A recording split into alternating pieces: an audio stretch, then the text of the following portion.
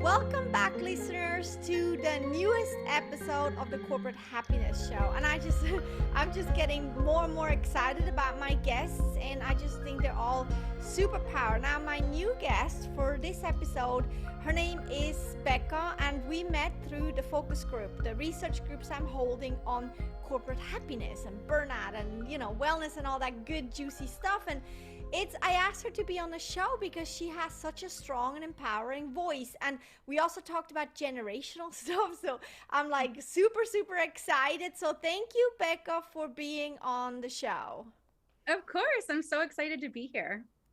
That is awesome. I'm glad when you're excited. I'm glad when my guests are excited. That's amazing. So tell me a little bit about what you do. You have an experience of over 7 years, and you're coming from the recruitment experience, but also from the HR experience, and you do the magic for the people. So tell me a little bit about what you do. Yeah. So I started my career, as you mentioned, in the recruiting agency space where I actually worked as a recruiting coordinator there. So I had the opportunity to really build a lot of relationships with candidates who are going through the interview process at predominantly startups in the ad tech space. And so at that time, it was probably around 2014, you started to really see a big shift in what was important to people when they were choosing a job. And so during that time, I would get lots of questions about the benefits, the work-life balance, what to expect from managers, will there be much travel, those kinds of things. And since this was really my first job in HR, it really opened up it really opened up my mind to, what is important to all employees when they decide to take on a new job. And so as a result of that, I kind of moved throughout my career a little bit, but I ended up joining another startup a tech startup where I got a lot of opportunities to work within employee engagement there. And I also worked on the recruitment side. So it was always a really interesting conversation to be able to talk to potential candidates and explain to them what we were doing as a company to keep people happy, to get people engaged, and really be able to take a lot of that feedback from them to be able to adapt the company culture to what people actually wanted. So from there, I ended up moving to another tech startup about a year ago, and currently I'm the head of HR here now, and I was brought on to really help just establish an HR presence at a smaller growing company. And one of the reasons why I decided to join this company specifically was because I really saw that the company culture here and the company values really aligned to my own. And that was an incredibly important part of my decision-making process of looking for a new job. Was that I was able to be myself. I was at a company that would allow other people to be themselves, and that I would be sort of a leader in being able to continue to adapt and grow for diversity and for just retention reasons, and to be able to just keep employees happy, healthy, and thriving. I love it. And you're so needed, because it's like, thank God we have you, because you make the world go round for many people. So, would you think that things actually changed over the last few years, like what people really want out of work? And I know you said, the values and whatnot, because I think that's a big thing in what people also are looking for. So what's the change that you're seeing mostly, and where are we now? What do people really want? Yeah, so I think a lot of it kind of stemmed from just COVID in general. A lot of companies going fully remote, a lot of people experiencing a lot of loss, whether that be through their families or their jobs. And I think people started to really realize the importance of their own time. And so for the past 2 years, you've really seen a big shift in what employees are looking for in their new Yeah. jobs. So I think, a lot of flexibility is definitely something that, I previously thought that I had in my previous jobs, but it wasn't until I was able to work from home and be able to build my own schedule and work for a company that allowed that I realized how important that is to not only me, but to everybody that I work with. So we're starting to see a big shift in people really valuing their time. They really want a work-life balance that is actually a work-life balance, not just, on paper it says you have unlimited PTO, but you still can't take off during these blackout days and things like that. So I think a lot of it is around time. I also think that people are starting to realize that benefits are even more important now than they were before when we're talking about medical benefits. And also when we're talking about like parental leave policies, we're starting to see that it's not just maternity leave and it's, it's parental leave. It's for everybody. It's not just for people who are giving birth. It's for the entire family. So we're really, that's, I think, where the biggest trend is just more valued personal time. I like that. And I like how you highlight the parental leave, because that is actually, that came up in a discussion I had with a company and executives about, how actually that is so lacking, how behind we are with that. So, and it's almost like it's talked about in the business world, not every company, but I want to highlight that it's talked about, yeah, this person is giving birth and we have this, it's like bad timing, or it's a big gap, or it's, yeah, that's a big problem. And I'm like looking at this, I'm like, actually, can we just turn this around and say, this is one of the most important moments in that person's and that family's life, by giving birth to a new human being, meaning that if we focus on that, it's actually all wonderful and we can latch onto that energy, and then from there we can say, how will we make sure that the company keeps running because this wonderful important person is actually giving birth, or that family is having a new arrival, and the whole family needs off. And with parental, it's just, I feel like we're really lacking just the way we talk about it and just the way we're looking at it, because I think that's where it starts. Yes, I've noticed that just, being a part of, an HR network, I've noticed that a lot of companies are still separating maternity and paternity leave. And there's a lot of issues with that in terms of just, language, using like the gendered language, but also really putting a difference in between like the roles and responsibilities of each parent. And so I think it's a really important piece, is that we realize that regardless of who's giving birth, if there is a new baby or a new child in the home, everybody needs that Everyone time. should just, get time. And Yeah. then we look at, we look at other countries who have really wonderful parental leave policies, and you kind of look at them and you're like, what are we doing wrong here? Why are we the one of the only countries that does not provide this type of leave? And so, we're seeing that companies are starting to come around. We're starting to see the weeks of parental leave increasing over time, but we're still not anywhere close to what, companies in Europe are doing. Yeah, and I think it boils down to humanizing the process. You don't have Yeah. robots that just come empty to work. They're human beings, wholesome beings, and they have a life to live. And when Yes. you actually humanize everything, it's like, oh, there's going to be a baby. It's amazing. And to actually rather look at that, because I think it's the way we look at it already, right? Somebody is about to give birth, we look at this big problem, but if we shift the focus onto looking what's actually happening in their life, that doesn't mean you need to forget about your company and the work. And yes, you do need to figure that out, but rather to focus on how you're looking at things, because I think then you humanize the whole process. Do you think humanizing business is important?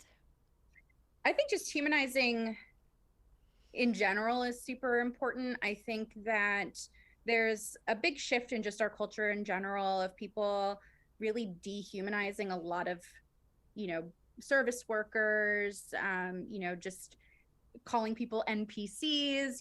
You're starting to see that there is definitely a shift. And I think adding the, reminding companies of like the human element that, without humans, there is no business. So Yeah. it's important that I think we've talked about this before, but it's important to bring that loyalty to your employees so that they can also, be loyal to you. So by being able to humanize just life in general, by creating compassionate, bereavement policies or compassionate leave in general, parental leaves, it shows a loyalty to your employees, and therefore, it's humanizing the whole experience, and people are really feel that they are supported, and therefore they're not just dreading coming back to work after these huge life-changing moments. They're actually ready to go back because their company has supported them through all of this, and they're not just running for the door or scared to come back, Yeah. anything like that. Yeah, I like that you bring up the word loyalty because a lot of times that's what's asked out of the workers, the people, Yes. right? But there's an exchange. So, how do you think companies can show loyalty to their people? Yes, humanizing the whole, culture and the benefits and everything. What else can they do to show loyalty to the people so it actually matters? And how can they find out what people really think is loyal and what people actually really want?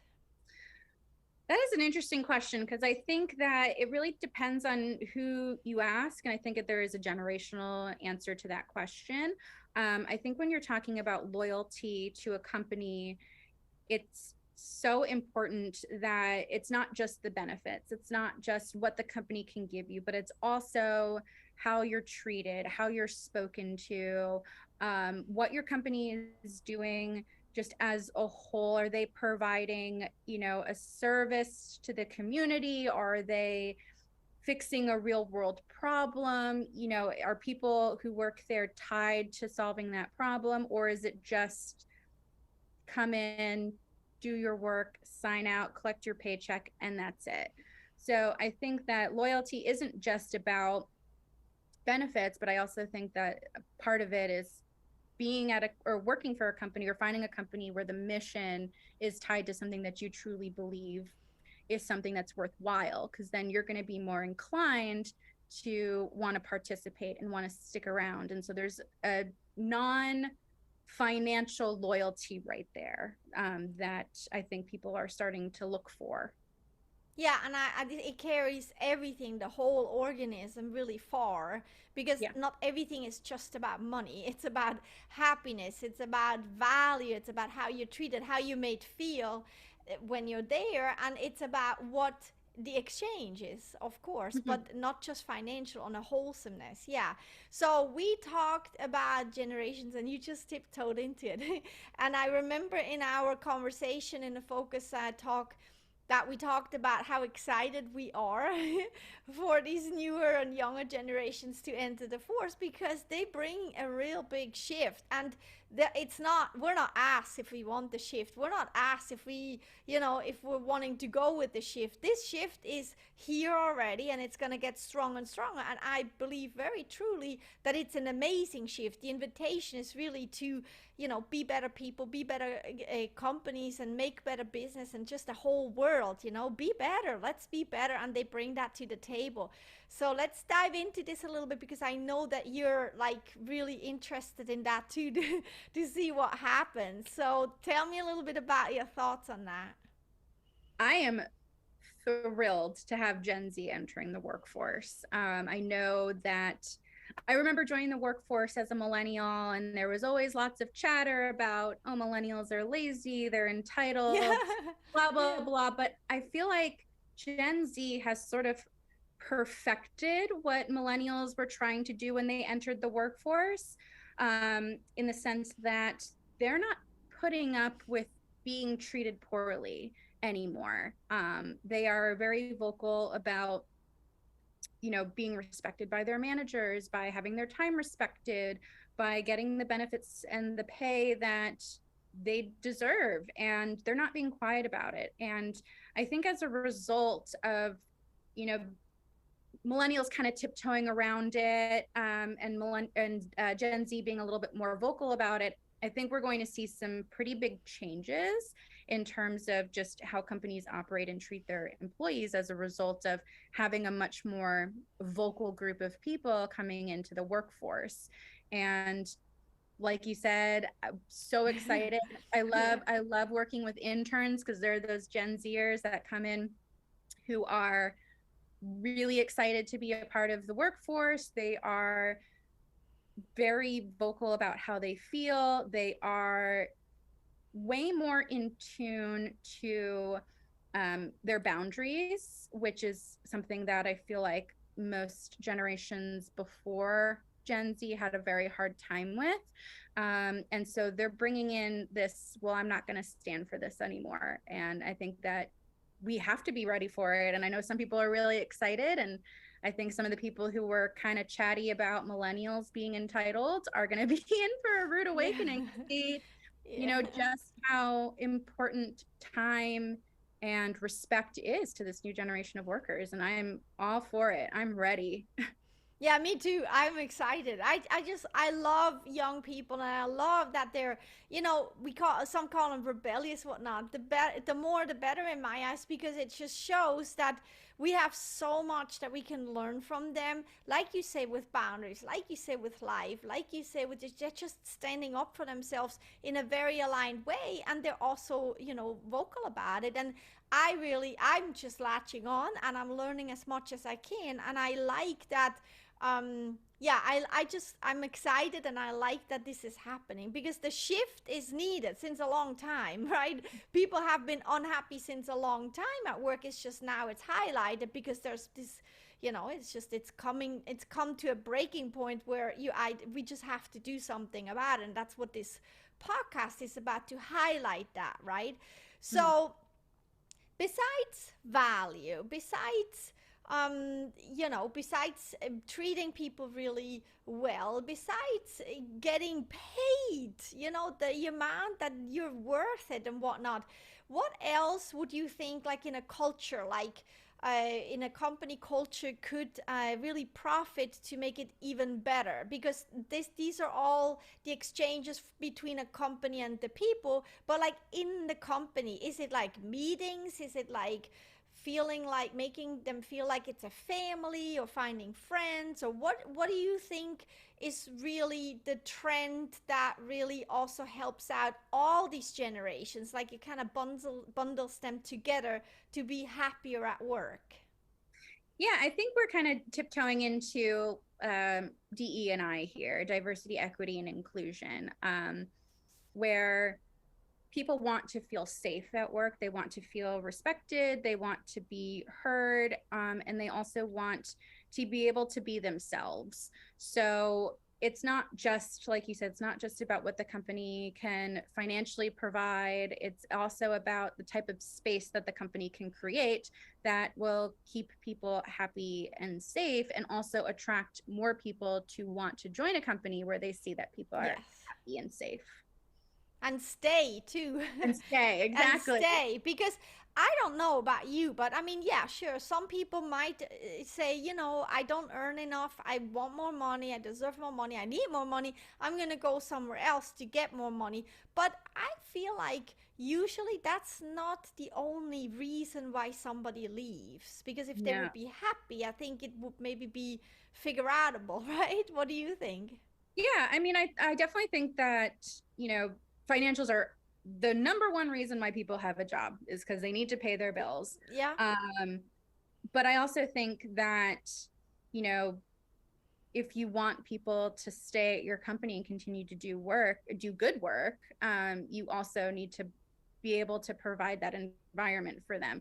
So I think that when it comes down to, you know, what people are looking for, you know, if they're not making enough money, if they're in an environment where they can voice their opinions, if they're in an environment where they are accepted for their gender expression or their race, sexual orientation, I think that that's so much more important than an additional $5,000 a year that they might get at another company that might silence them or tell them that, you know, you can't, you know, have a picture of your same-sex partner on your desk or something like that, because that's not a safe environment for people. And I think that we need to provide both. We need to be able to provide the financial the money that people need to be able to pay their bills and live comfortably, but we also need to provide the comfort within the company where they're not going to necessarily be looking elsewhere when it comes to like a $5,000-$10,000 difference a year when they're unsure of whether or not they're going to be safe as an employee at one of these newer companies or a new opportunity. I agree. I agree. And plus, I mean, changing job, I mean, sure, it can be exciting too. And it's a It's stepping hard. stone. For some people, it's a stepping stone. It's a growth thing and whatnot. So go for it.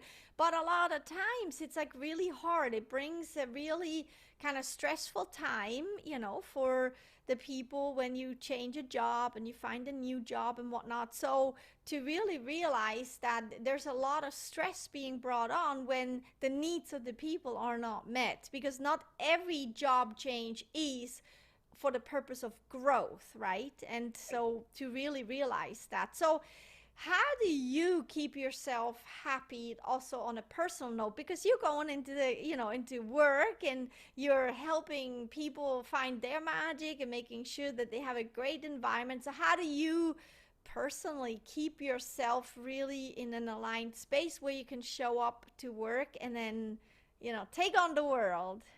This is such a fun question. I have spent probably the last 2 or 3 years really, really, really focusing on gratitude, and being grateful for my life, my experiences, all my opportunities, good or bad, and being able to wake up every day and just be thankful. And when it comes to coming into a job where I am that person that everybody comes to with any sort of question, any sort of problem, even if I'm not the one to answer it, I'm usually the first person people go to. And I used to be very stressed out about that. But then through these years of just learning to be grateful, I've realized that it is such an amazing opportunity to be that person that people trust, to be honest, to be transparent, to be able to help them.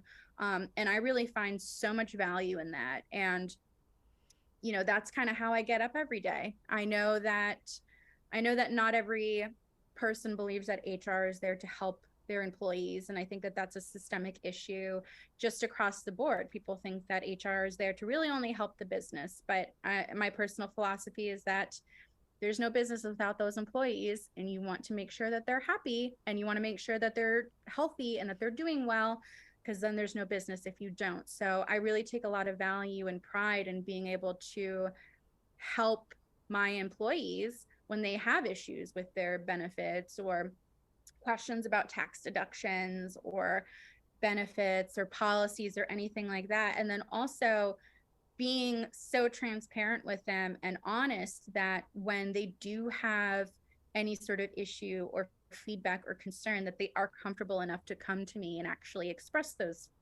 concerns or feedback or whatever it is. And that really makes me happy to log on every day. And I never thought that I would be somebody who was excited about my job. I always kind of saw going to work as just something that you have to do. And it was really all about taking the time to be grateful for what I can do, and, being clear about what I can change and what I can't change, and actually having the ability to make those changes was a big thing, which is why I'm a startup person, like to be at a smaller company where there's less red tape. So yeah, that was a fun question. I like that. I like that. And it's like, listen, anyone that's listening, it doesn't matter if you're an employee, if you're a business owner, if you're an executive, it doesn't matter. This whole gratitude thing, it really works, to really be Yes. grateful for everything, really, because all the ups and downs and lefts and rights, they're experiences that bring you further in your life and they belong to life. And then I also like, the idea of kind of, it's a privilege to serve the people at your company. It's a privilege that they come to me and I can help them. It's a privilege to me that they actually tell me things, that they trust me. And that type of privilege thinking, I think, is really, really good also for business owners. It's a privilege that you have people working for you. It's a privilege that you get to pay them in exchange. It's a privilege that they're working with you. They're not working for you. They're working with you. And it's a privilege actually that you get to take care of your people, and that you get to become better and better to take better care of your people. Because there's never a ceiling as to how good of a company and culture you can create and how happy you can make people. So it's a privilege for you to make your people happy. And it's very humble, and I like that way of thinking because it kind of puts you back to basics, and so I'm glad you're bringing that up. Gratitude. I love it, love it, love it. So you also, in private, you love to build Legos with Legos, right?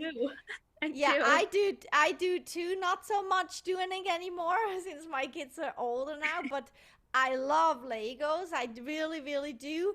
And you also really have a passion for tattoos. And I want to highlight that because we talked a little bit about it, about the meaning. And for you, the meanings for tattoos are? They have no meaning. It's all about the art. It's all about the experience. It's all about the memories that are tied to them. I didn't actually really get into tattooing until about 3 years ago. I've always been sort of connected to tattoo culture. I've always been a little bit edgy, a little different. But, growing up, I was always told that tattoos and colorful hair and piercings were unprofessional. And I was always really afraid to express myself in those ways. And it wasn't until one of my good friends became a tattoo artist and she said, "Hey, remember you promised you'd let me practice on you." Oh, amazing. Like, "You're right, I did promise." I promised, not thinking she'd ever finish her apprenticeship. But I got my first tattoo and I became really hooked. And as a result of my friendship with her, I've been able to connect with other tattoo artists. And there's so many unique cultures that have stemmed from it. I've learned so much about just art in general and style and acceptance from it, and it's just been such a surprisingly wonderful experience that to me is beyond just putting color onto I call them cartoons, putting cartoons onto my skin. It's about finally embracing who I've always wanted to be, being proud of my body, and also breaking down some of those stereotypes about not being professional because I have purple hair and tattoos, and also seeing that the community of tattoo artists is, while there are still some that are a little harsh and maybe not necessarily a safe place, but there is a growing number of women and queer folk who are really embracing this new generation of tattoo artists and tattoo culture that I'm also super excited about. Again, Gen Z entering the workforce. They're doing great when it comes to the business world and also in these creative spaces as well. I love it. I love it. And it's really with speed. The changes will speed. I like it. Yes. I like change to be speedy, let's catch up with it because that's how you get the most out of it. So why hold on to the old ways because it's not working? It probably never worked for a long time, so why not do it newly? So thank you for sharing that private side of you and making it public, because I know it will speak to really many, and it's really important that we do highlight that. So I think you're amazing, wonderful, and your insight is really good. So where can people find you? Yeah, so if people are interested, I would suggest probably the best place to find me would be on LinkedIn. I do have a very unique last name. Can you spell that? Yeah, so it's pronounced Koscuiszka. There's very few of us. So if any of your listeners have the same last name, we're probably related. And it's spelled Koscuiszka. And it's Becca Koscuiszka, and you'll be able to find me on LinkedIn. Excellent. So thank you so much for being on the show. I was really excited for this. Thank you. Of course. Thanks for having me. I appreciate it. Excellent. And listeners, please connect with Becca. She's amazing. And if you have any questions, I know she's going to be happy to answer them. She's an expert in this topic and a leader in a more modern, better, more open way of looking at work and employees and all this good stuff we just talked about. So I hope you got some inspiration from it, and thanks for listening, and I can't wait for the next episode for you to tune in again. Thanks so much.